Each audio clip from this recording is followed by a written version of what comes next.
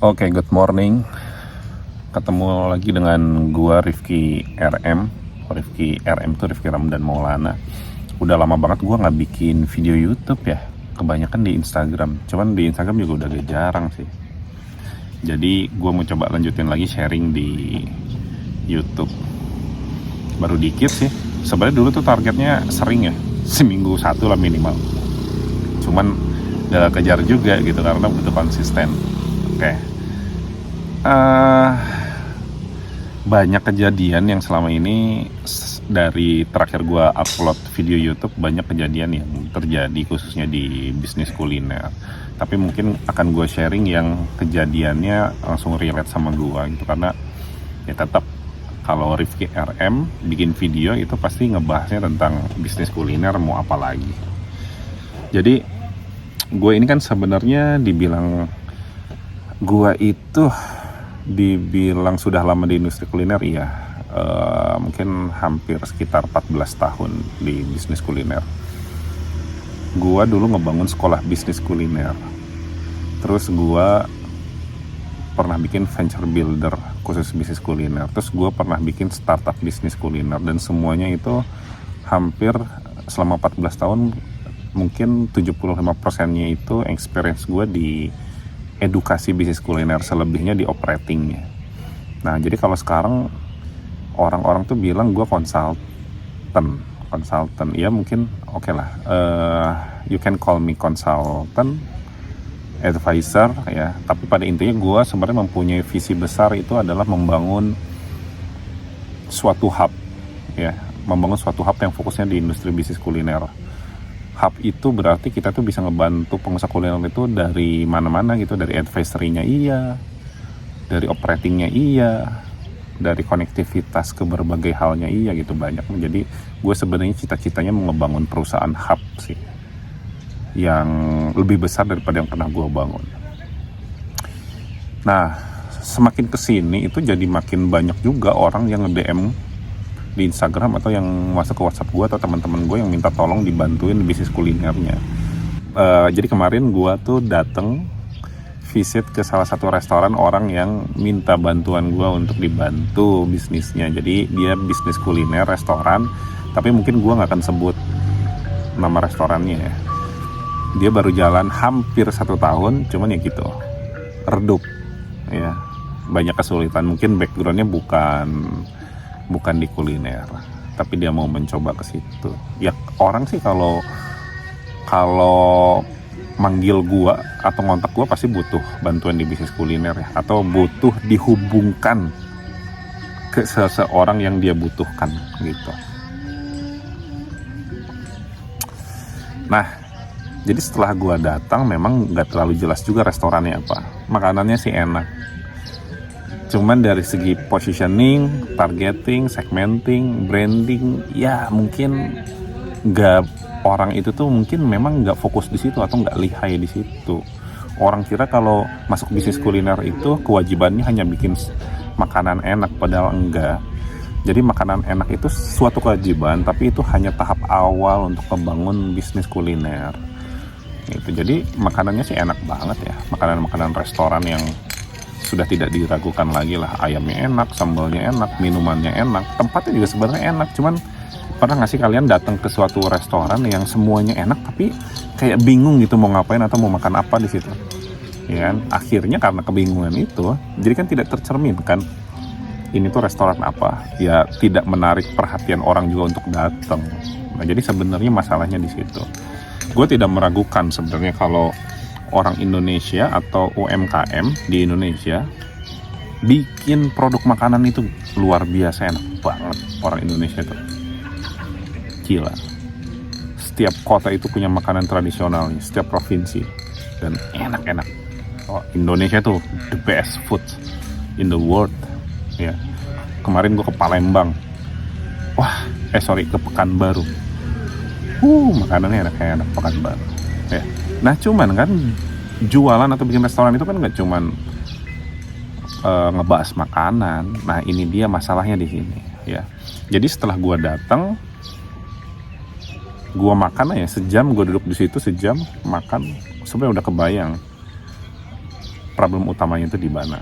Jadi mungkin ini akan sama dengan masalah-masalah teman-teman yang nonton video ini ya, yang punya bisnis kuliner. Yang pertama adalah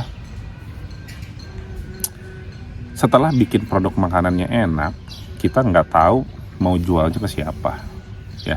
Bukan masalah bisa jual atau tidaknya dulu, tapi kita nggak tahu makanan kita itu mau dijual ke siapa. Jadi targetnya itu nggak jelas. Banyak juga yang itu, banyak banget ya.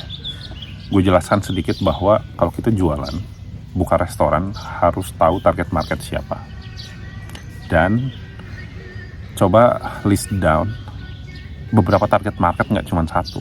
Misalnya ada 3 target market kita, misalnya ke millennials ya, karyawan, mahasiswa, yang kedua family, yang ketiga anak kecil, misalnya kayak gitu ya.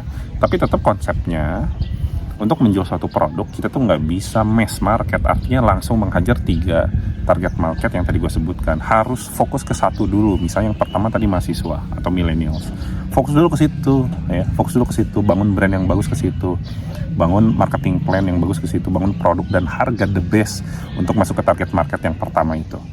Kalau target market kita yang pertama sudah terakuisisi, bagus, revenue-nya oke, market share-nya oke, branding-nya bagus, nah baru kita untuk meningkatkan market share atau revenue masuk ke target market kedua, target market ketiga. Kan sebenarnya itu yang dilakukan sama McDonald ya. Kenapa McDonald bikin ayam goreng, masuk ke burger, masuk ke ice cream, masuk ke Happy Meals, masuk ke coffee, masuk ke merchandise, karena dia mau menghajar setiap target market, cuman nggak dilaksanakan berbarengan ya. Jadi sebenarnya kita tuh nggak bisa langsung targeting to mass market, itu nggak bisa gitu. Jadi yang pertama itu harus dipikirkan target market, dan itu classic problems ya. Terus yang kedua, setelah menentukan target market, bentuklah bisnis kita atau restoran kita ya sesuai dengan target market. Apakah target market kita tertarik untuk masuk ke restoran kita atau tidak? Nah, kita bentuk itu. Ini kan namanya positioning. Jadi point of view dari target market kita tuh, restoran kita seperti apa. Kita jangan bangun bisnis hanya menarik dari point of view kita atau point of view teman-teman kita, saudara kita, enggak. Tapi target market kita. Contoh, kalau misalnya bikin logonya gambar karakter perempuan seksi, tapi target market kita keluarga atau anak kecil, masuk nggak? Nggak masuk. Kalau kita bikin logonya bebek tapi jualannya ayam, masuk nggak? Nggak masuk, walaupun ada kayak seperti itu ya kan. Kalau kita targeting ke mahasiswa, tapi di restoran kita nggak banyak colokan, nggak ada musik yang enak, nggak cozy tempatnya, apakah masuk atau nggak masuk. Nah, jadi yang kedua ini adalah build our business sesuai dengan target market kita siapa. Nah, ini ya 2 hal ini aja sebenarnya menurut gua nggak mudah untuk dilakukan, tapi ya kita harus lakukan itu, namanya bisnis. Ya, jadi yang pertama target market, yang kedua bangun brand kita, restoran kita sesuai dengan target market. Yang ketiga, setelah kita bangun bisnis kita seperti apa yang kita tuju, ya, pikirkan operationnya. Jadi yang kemarin gua visit itu sebenarnya nggak jelas juga. Makanannya high process kitchen, makan ayam goreng, nasi goreng, sambalnya banyak, ada sambal korek, ada sambal terasi, enak-enak, ya. Karyawannya jelek banget, tapi layout restorannya, cara servingnya itu memakai waiters. Artinya kan kalau kita memainkan waiters itu, karyawan kita harus benar sih, trainingnya, greetingnya, product knowledge-nya, service knowledge-nya itu harus benar ya. Nah, jadi operating itu sebenarnya the most important things juga selain marketing. Siapa tahu teman-teman lupa bahwa marketing itu kan objektifnya adalah mendapatkan new traffic ya. Tapi new traffic yang sudah datang dan dibikin repeat order itu fokusnya adalah operation. Makanannya enak, tempatnya nggak bau, kursinya bagus, lingkungannya bersih, waitersnya oke, itu operation dan membuat konsumen kita repeat order. Jadi setelah setelah brand kita terbentuk sesuai target market kita dan target market kita tertarik untuk datang, mereka datang ke restoran kita. Dan gimana caranya mereka datang lagi kedua kali, ketiga kali, itu tuh karena operation yang excellent gitu. Nah kemarin tuh kesalahannya kalau di restoran yang kemarin itu operation yang tadi ya, layoutnya nggak jelas, karyawannya jelek, nggak ada training, nggak ada product knowledge. Sayang banget sih. Gue kira itu modalnya gede sih, pasti di atas 500 juta, tapi ya begitulah. Oke. Terus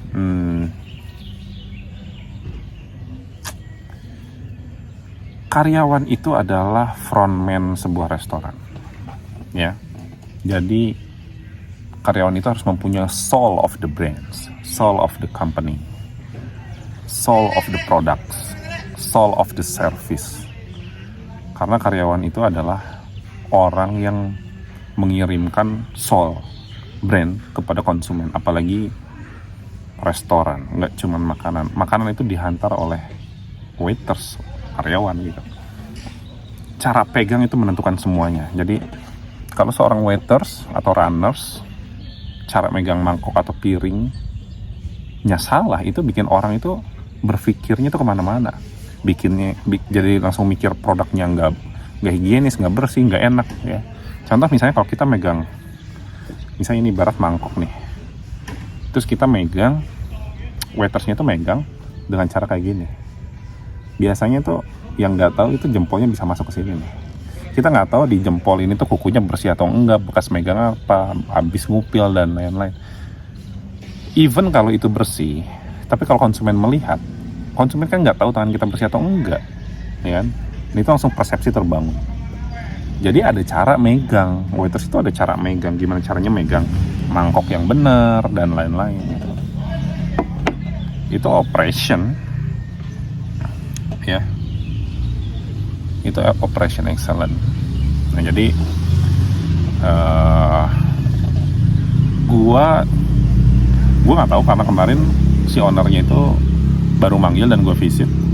Tapi kalau misalnya owner itu tertarik gue bantu, itu PR buat gue dan tim sih untuk membangun brand ini. Baru satu cabang, tapi gue harap jadi lebih bagus. Itulah tugasnya gue gitu untuk para pengusaha kuliner.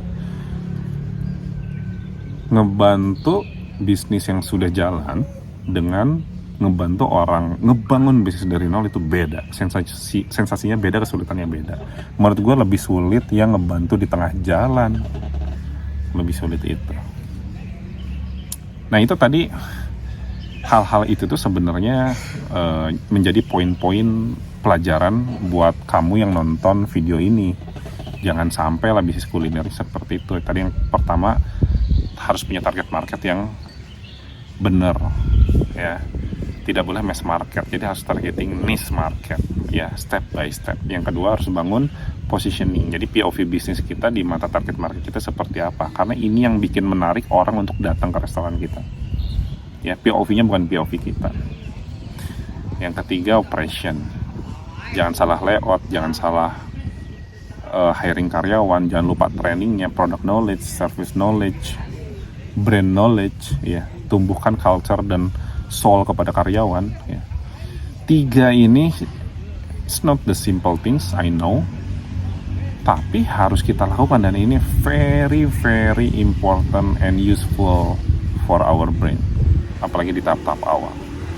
Oke, semoga bermanfaat share gue kali ini. Udah 15 menit dan gue lagi di Poltak Golf Course. Ini di tempat latihan gue main golf. Semoga bermanfaat. Assalamualaikum warahmatullahi wabarakatuh.